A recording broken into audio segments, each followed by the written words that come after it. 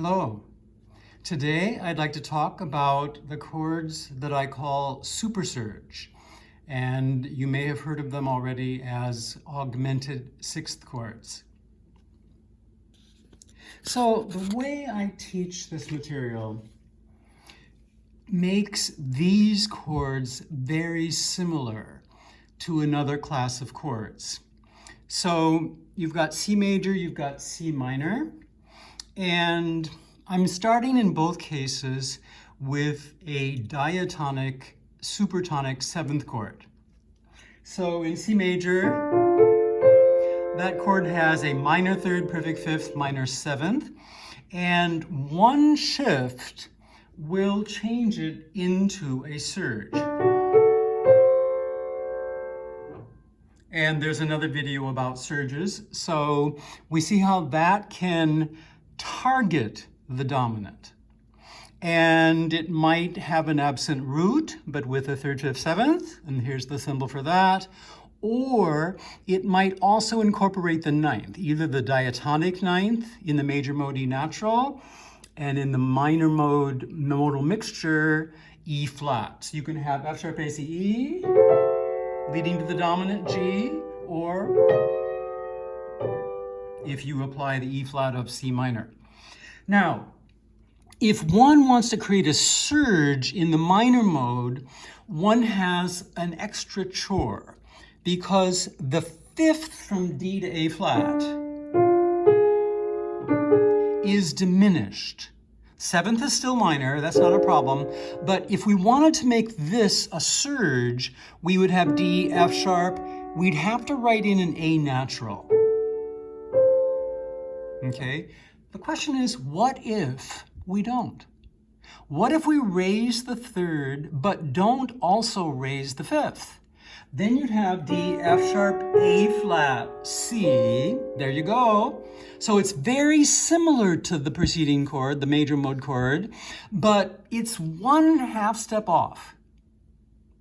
And it creates a diminished third between F sharp and A flat. And actually, very often the chord will have an A flat below F sharp. So you'd end up, or actually the one I played is, you'd have the interval of an augmented sixth. Okay, that's where you get the name augmented sixth chord. Unfortunately, if you call these augmented sixths, then yes, this one has the notes of French. This has the notes of Italian. This has the notes of German. So those are the conventional nicknames that have been going on for 200 years. You lose the sense of where you are with the within tonal space. You know, the older pedagogues, at least with this chord, all these notes are diatonic in the key of G, so they could find a name for it. 5, 7 of 5, 7 diminished of 5, 7 half diminished 7 of 5, 7 fully diminished 7 of 5. Uh-oh. There is no key that contains F sharp and A flat. So what do? They sort of freaked out. They gave them nicknames rather than trying to place them within tonal space. In my system, they are all versions of the supertonics. So just like all of these chords are some kind of supertonic, even if the root's missing.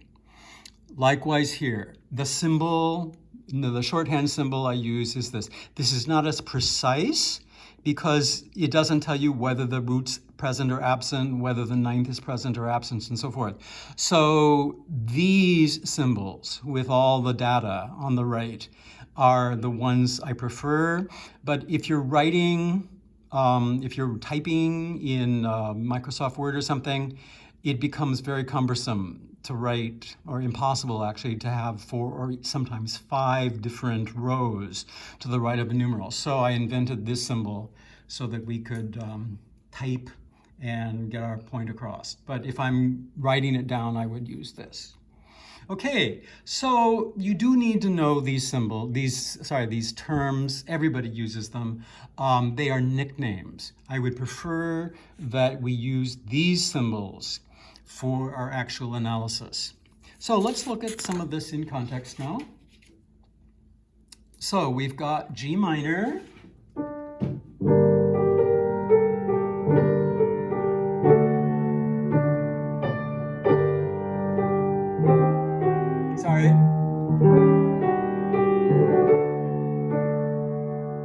Okay, so you have a G chord.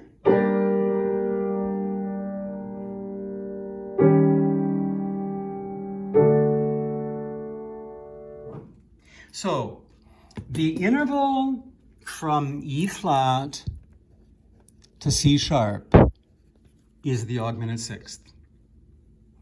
And in this particular case, and we show the basic situation here, there are two Gs. This is characteristic of the version that we call the Italian.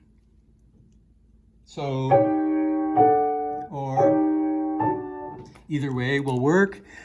In the resolution, the two notes that are only a minor second from the dominant root typically will make that resolution. And then as you see here, one G goes up to A, one G goes down to F sharp. The dominant here is made major through the addition of a sharp. So the resolution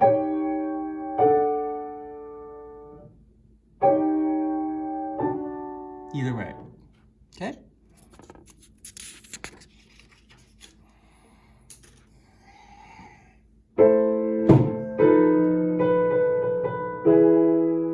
And I'll deal with the rest at a later point in this video. So what we've got here still is an augmented sixth. So F and D sharp are the pitches that are a half step away from the dominant root. So if I'm in A minor, F wants to go to E, D sharp wants to go to E. Now, this is the French, so it's going to contain another pitch that is already in the dominant. So you don't need to move it at all. The A then would go down to G sharp. So the spelling F, A, B, D sharp. And that's exactly what Bellini did.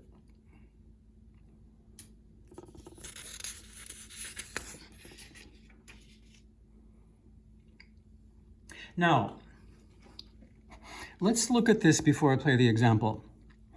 If you're in E flat major, which we are here, the 4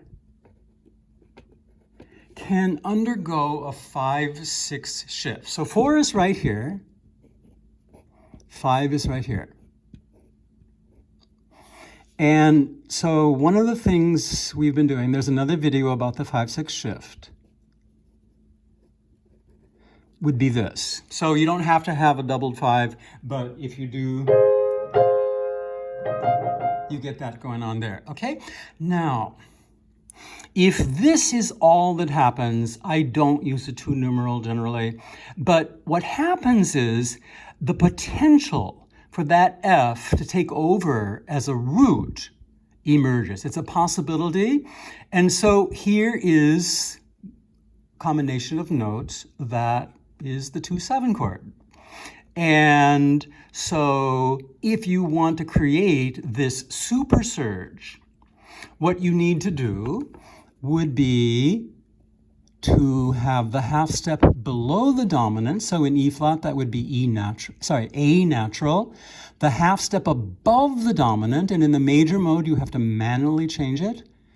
And then the E flat, voila. So C flat, E flat, F, A natural, those are the notes of, again, the French. And they are in their typical disposition here. So just like the preceding page, where you get this second in here, one of the pitches is a common tone, one goes down to the leading tone. Likewise here, you've got the F, which is maintained, the E flat goes to D, and then this down a half step, this up a half step. So C flat, A natural is the augmented sixth, out into the dominant root on both sides, like so. So the analysis I would give is that there's a 5-6 shift So A flat's the root, so E flat to F, E flat's maintained, so we get another 5. Well, we can just do this. The 5 is maintained. But then once we do that, we can say equals 2, and then here is where I'll show the adjustments. So if we think of the root being F, we have a raised third, and in the major mode we have a lowered fifth, and we have a seventh.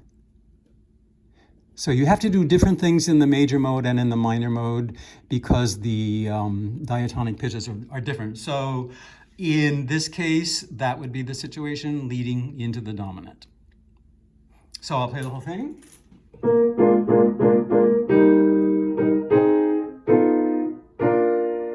So this phrase is going from one tonic to the intermediary to the dominant.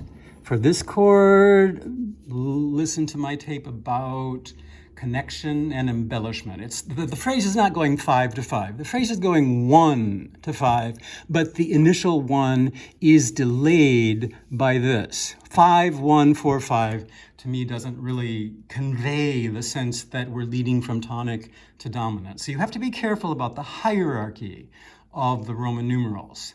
1, 4, 5 conveys tonic, intermediary, dominant, and then the intermediary goes through a few stages there.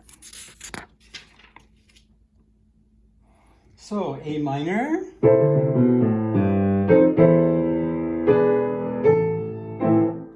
Okay, so again, we're going from tonic, which is in first inversion to root position. We're going from the tonic to the dominant, and I'll fill this in a moment. And in this case, that dominant resolves back to the tonic. So this would be the spot where we would expect to find some sort of intermediary. Just like this note is a passing note between the tonic, third, and root, this note is passing between a member of the tonic and a member of the intermediary. Okay, and that's a neighbor. So, not all notes are created equal. Some are essential to the harmonic fabric, others are embellishing. So don't be misled by the fact that that's on a downbeat. It doesn't become part of any harmony. It doesn't get absorbed into that. But what does happen is, at this point, you've got F, which is a half step above the dominant. You have D sharp, which is a half step below the dominant. That is always going to be the case when you've got this supersurging chord. Okay, the resolution may be different. You could go directly from D sharp to D natural. It's a variant of the resolution. You elide the E, go directly from D sharp to D. Now, in this case, the F and the C are a perfect fifth apart. And so usually a composer will take the F to the E before the C goes to B. So we use a conventional 6/4 to 5/3 resolution. Seventh comes in as well. So we write here 8/6/4, 7/5/3. And the third is raised, so sharp 3.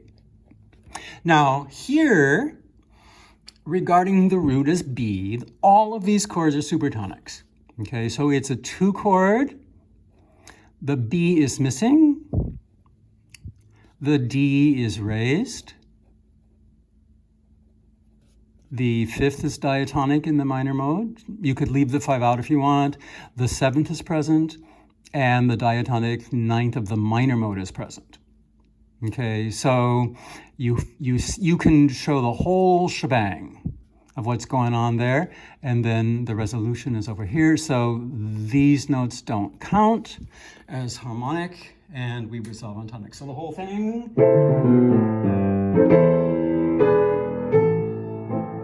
And we resolve. And there is a model here. So F to E, D sharp to E, and then I'll put these as filled in note heads.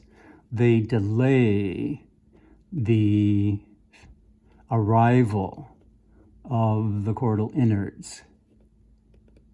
So the norm is in the resolution to the dominant. Okay, now we're going to talk about this C a little bit later in other contexts, because in the major mode, there's an issue of that C going to a C sharp, it would be, in A major. And so some unusual things happen there. So we'll talk about it.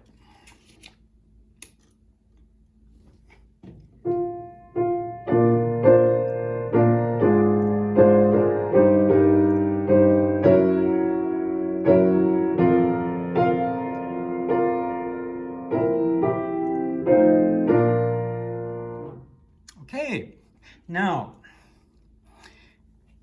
if we regard this note embellishing 4 is the intermediary coming between the tonic and the dominant over here. And that dominant eventually will go to 1. So before I even get into all the details, I sort of look for the lay of the land. What's essential? Where are the major shifts in the function of what we're expecting? Now, in the major mode, all you have to do is add a minor seventh to the already major tonic triad, B flat D F, which we've got there, and you have a surge. So I can write 8, flat 7. This is where I sometimes use an arrow. Okay, so that leads to 4. So one of the options that I talk about a lot is if you're going from 1 to 4, the tonic may surge. The other option that I talk about a lot is when you go from 4 to 5, you may have a 5-6 shift. Okay? Now, this is going to be a little strange. And so I want to go down here for a moment and talk this over. So if you're on a 4 chord and you do a 5-6 shift, you end up with C, E flat, and G. So I've rewritten them there. But once you're on a C, E flat, G, this may evolve. If this is all that happens, this is all I write. I don't use the 2 numeral, but if you've got this and then it begins to grow, add dissonances, add chromaticism, it can do some wondrous things. Okay, now we're on our way to the F-rooted dominant. So what can happen is that this E flat to G in here can mutate to form a G flat and an E natural. Okay, that's creating the interval of an augmented sixth. Okay, and as you see, there is an E natural, there's a G flat. Now, E natural, G flat. Another pitch that's always there is the tonic pitch. That would be B flat. Okay, that's the chordal 7th, and there is a B flat there. But if you've got E natural, G flat, B flat, the other pitch that you would expect if we're creating the, quote, German version of the augmented sixth is a D flat. Now, in the major mode, the D flat would be a chromatic pitch, but it's this: G flat, B flat, D flat, E natural, if you want parallels, but otherwise, you're going to have a cadential 6/4. Okay, so keep in mind that D flat is the 9th of a C root. But if we're going to go to D natural as an embellishment, as a neighbor to the C that ultimately comes in as the dominant's 5th, sometimes composers misspell D flat as C sharp. So I'm proposing that the 5-6 shift, and so this is an E flat chord, B flat goes to C, the B flat is still there, so we can do this as well. But if that's the case, and we start thinking of 2-rootedness, 2 root C missing. E natural is the 3rd, it's raised. G flat is the lowered 5th. B flat is the 7th. And yes, D flat is the lowered 9th.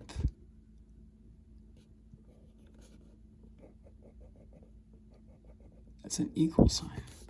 Okay, so it's misspelled. This is the chord that when I was a student, I learned as the chord of doubly augmented fourth. G flat to C sharp is, well, G flat to C flat is a perfect fourth. To C natural is an augmented fourth. To C sharp is a doubly augmented fourth. Okay, it's a misspelling. It's a D flat that's on the way up as an excursion before the C comes in. So a D flat would go down to C, but if D's on the way, sometimes the composer will misspell the D flat as a C sharp to acknowledge the upward detour that happens before the C actually comes in.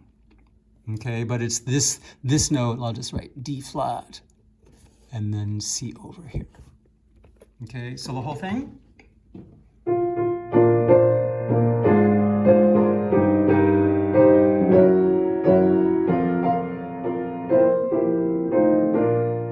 Okay, now I didn't mention, actually the 6 starts here. So E flat, G, B flat, this 6 should be here.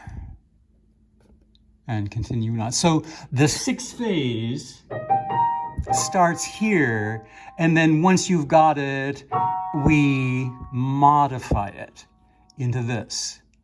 Okay, so C rootedness becomes E natural, G flat, B flat, D flat. Okay, that's very interesting. Mendelssohn.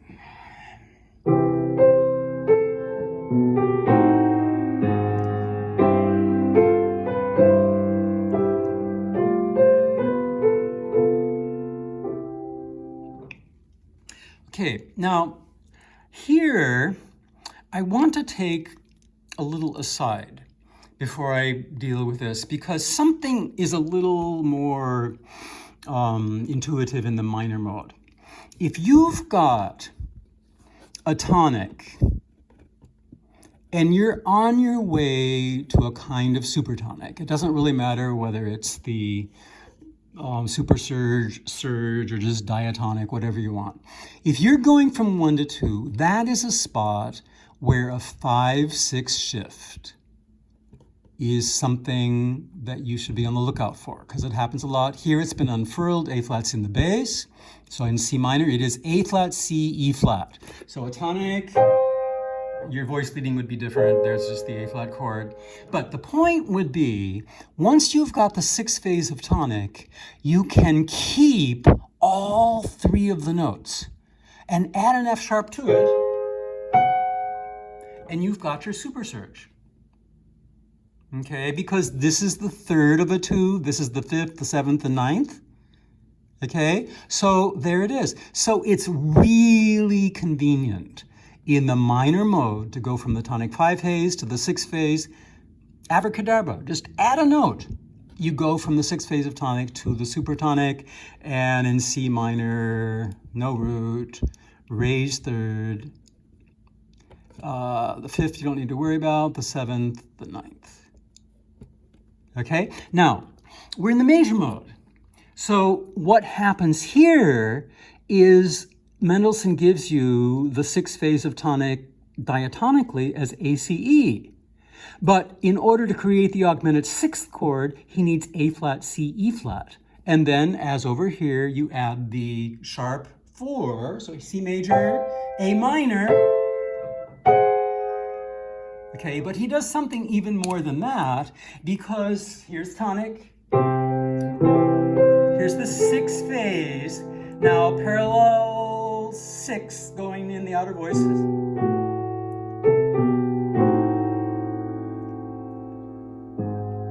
So the conversion of A, E, which are in the 6th phase here, so the tonic 5 phase is going to the 6th phase, A, C, E, to A flat, C, E flat happens gradually. The E flat's there before the A flat. So at this moment, the chords surge. F sharp, A natural, C, E flat is the D surging chord, and then you change A to A flat, you have the supersurge. Okay, that doesn't look like a 6, that's a 6.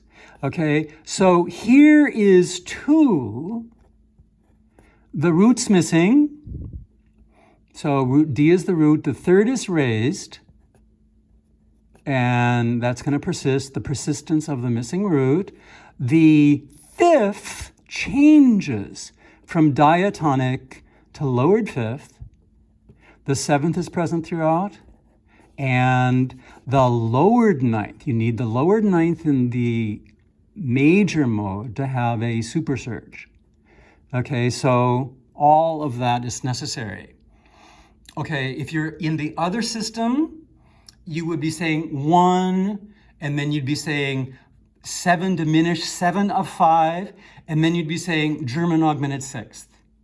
Okay, what I'm saying, and this is the real hallmark of my teaching, is that the presentation doesn't modify.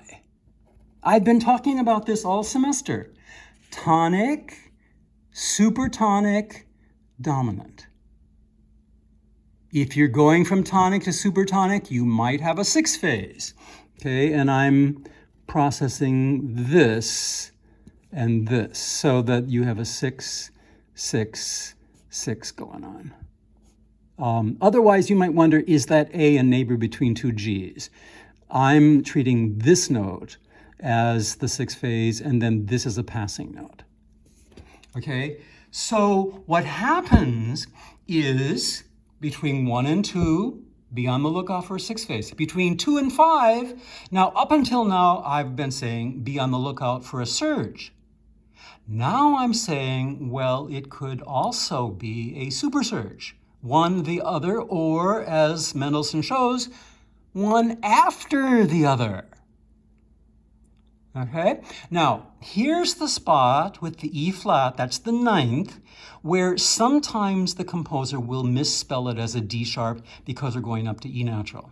Here Mendelssohn spells it as the 9th. So if D is the root, E flat is the 9th, but then the E flat is going to E as a detour on the way to the D. The E goes up there. There's my resolution to the D. So the 9th, as we all know, wants to go downward by step in its resolution. So C is the 7th, E flat is the 9th, C wants to go to B. It finally happens there. The 9th wants to go to D, it happens there. Okay, so E flat goes to neighbor E natural before the D comes in. So here's the augmented 6th chord, or the supersurge, and instead of directly there, okay, and so the 6/4 is, so this would count as a connective chord. So the whole measure is a 6/4.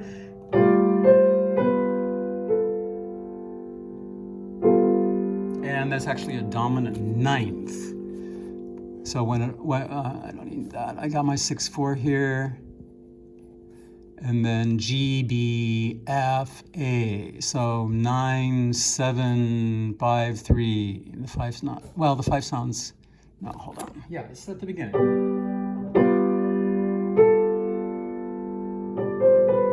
And then that 9th is suspended into the tonic. So the dominant is prolonged for all this time. And then there's a 7/8 suspension, there's a 6/5 suspension, there's a 4/3 suspension.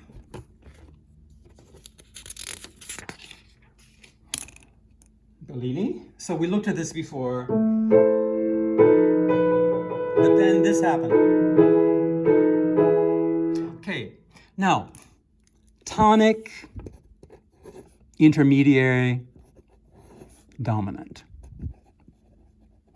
Those are the 3 basic functions. But once you've got your dominant, even if this chord happens again, especially in this context, it functions as an embellishing chord. So I show here That's a more typical version we've looked at earlier. But now, if you do this, it's a little funkier. Okay, that you get that diminished third in there, or as it's presented here, as an augmented sixth. Okay, so this also can be an embellishment. Okay, and then likewise here.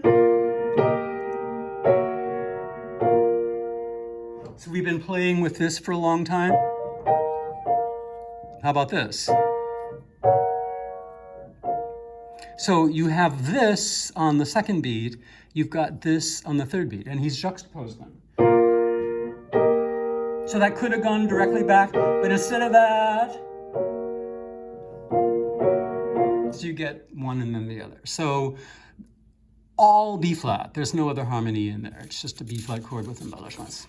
And finally, simply to know that if you've got an augmented sixth chord, any of the types, the E flat to the C sharp is the interval of an augmented sixth. Well, you could put a C sharp below an E flat, and you get a diminished tenth. Keep the innards the same. Okay, so the tendency of resolution would now be E flat down to D, D up to D, C sharp up to B. That's the D up, it's the same as before, but the positioning of the chord. So it's a different inversion of the supertonic. It's usually with the fifth in the bass, but here it has the third in the bass, and then resolving.